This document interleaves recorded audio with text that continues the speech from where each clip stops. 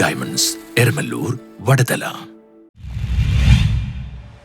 ഗാലാഡി fort കൊച്ചിയുടെ നേതൃത്വത്തിൽ നടന്ന സാന്താ റൺ ശ്രദ്ധേയമായി. ഫോർട്ട് കൊച്ചിയുടെ തെരുവുകളെ പുളകമണിയിച്ച് സാന്റകളുടെ കൂട്ടം. ഗാലാഡി ഫോർട്ട് കൊച്ചിയും കൗൺസിലർ ബെന്നി ഫെർണാണ്ടസിന്റെ നേതൃത്വത്തിൽ സംഘടിപ്പിച്ച സാന്റാ റൺ ആളുകൾക്ക് കൗതുകമായി. സ്ത്രീകളും കുട്ടികളും ഉൾപ്പെടെ 300ഓളം സാന്റകളാണ് ഫോർട്ട് കൊച്ചിയുടെ തെരുവിൽ ഒഴുകി നടന്നത്. ഫോർട്ട് കൊച്ചി ബിഷപ്പ് ഹൌസിന് മുന്നിൽ ആരംഭിച്ച Santa run bishop doctor Joseph Kariyil ഉദ്ഘാടനം ചെയ്തു. വെളിച്ചത്തിന് വഴിമാറുന്ന സന്ധ്യകളും രാത്രികളുമാണ് ഫോർട്ട് കൊച്ചിയിലെ ദിവസങ്ങളായിട്ട്.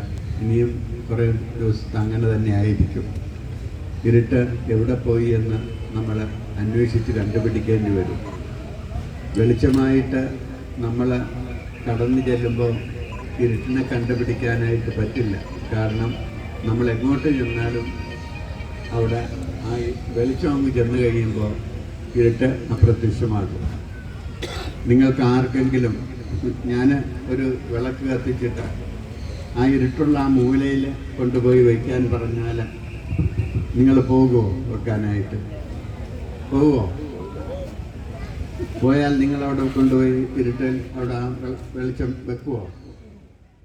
വിജി ആൻസി അധ്യക്ഷത വഹിച്ചു. Fort Kochi police inspector MS Faisal, Samson Mendes, NJ Aloshy, Manjula Anilkumar, H Suresh സംസാരിച്ചു.